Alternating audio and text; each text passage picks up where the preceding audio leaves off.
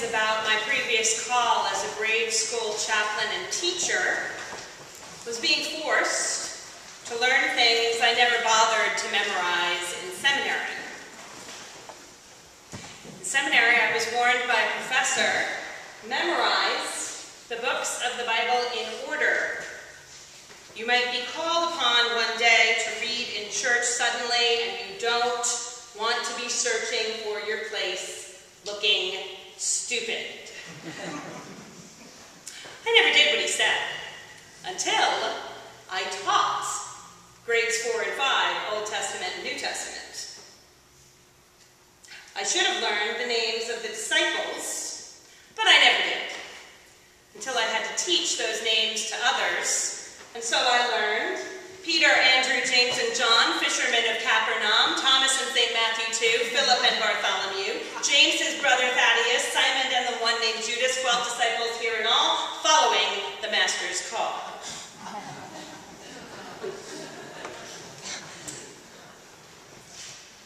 The Gospel of John forces us to learn things the other Gospels just don't teach. John has deep talks, long theological discourses, rather than the short, pithy sayings and stories of Matthew, Mark, and Luke. John embraces being the philosophical gospel, rehashes topics like light, life, logic, over and over again. John leaves things out other gospels wouldn't dare. Jesus' birth, baptism, temptation. In John, Jesus casts out no demons, tells no parables, establishes no definitive communion at the Last Supper. But John also includes a whole lot of material not found in the Synoptics. In John, we learn about Jesus' early Galilean ministry, about additional on-site visits to Jerusalem prior to the Passion Week. We hear from John about the raising of Lazarus. We hear Jesus say goodbye through the farewell discourse. And only John mentions a disciple called Nathanael.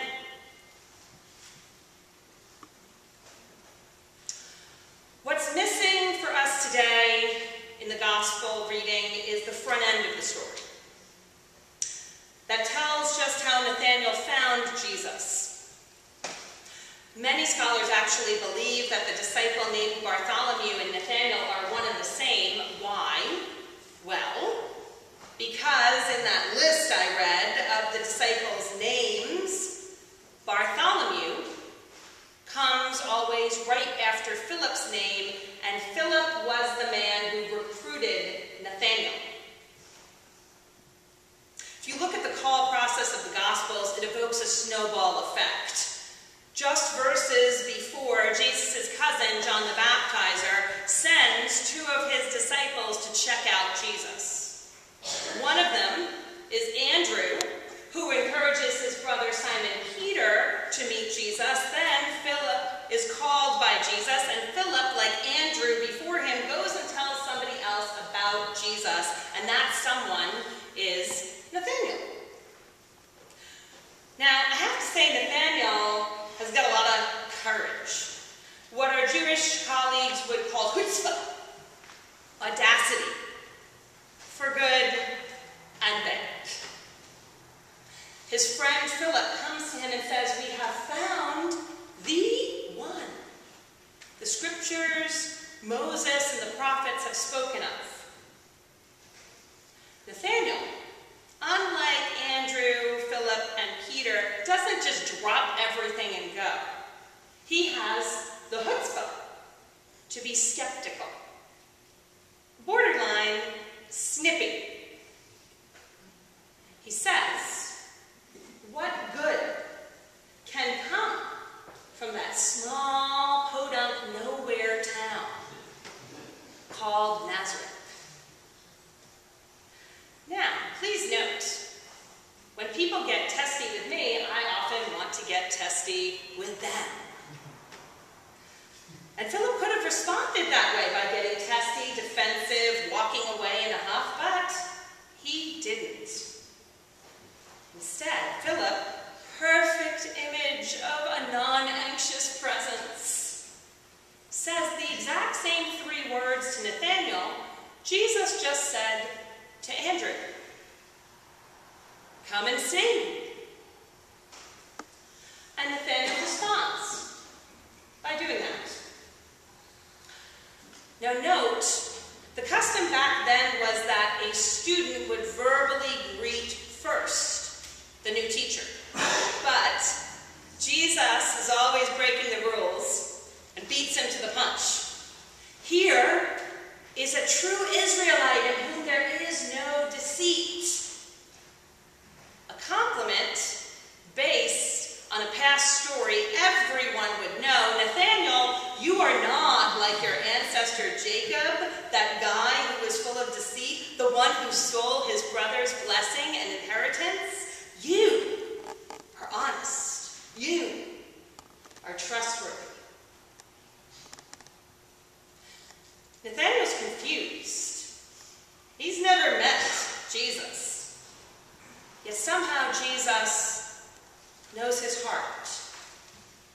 So he asks, "Where did you get to know me?"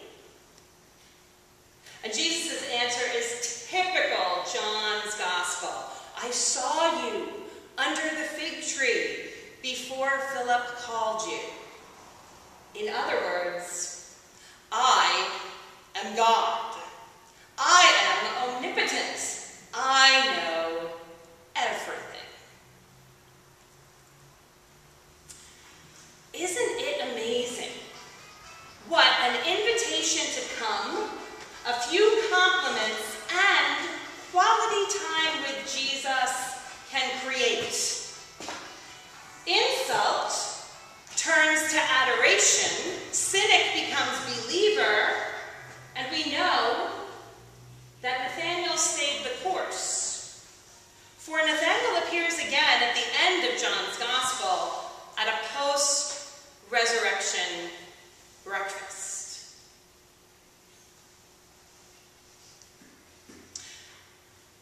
Today we honor St. Michael, our patron saint. He's one of those angels of God mentioned at the end of today's gospel, and you hear his heroism in Revelation.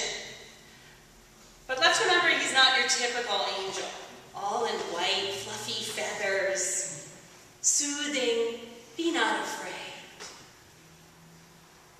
He's viewed as an archangel in the Jewish, Christian, and Islamic tradition as the field commander of the army of God.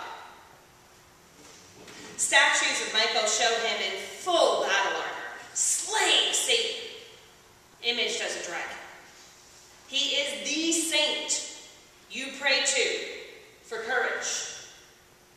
Courage of every shape and kind. The courage Philip showed in offering kindness when his friend Nathanael snubbed him. The courage Nathanael showed in doing something new, choosing to be someone different than he was before. The courage of Jesus, who invites people of all shapes and kinds to become God's leaders. Friends, it takes courage to put on the armor of Christ in any number of ways. It takes courage to invite a friend to church, to speak unabashedly at a coffee shop with another about your faith. It takes courage to forgive, to trust, to turn the other cheek, to fight for the underdog, to be the bigger person, to believe in Jesus when so many others don't. It takes courage to be a Christian not just some of the time, but all of the time. Christianity is not an idea, it's a lifestyle. It's not a destination, it's a journey. Christianity is not a product, it's a process. Christianity is not a routine, it's a relationship. It's not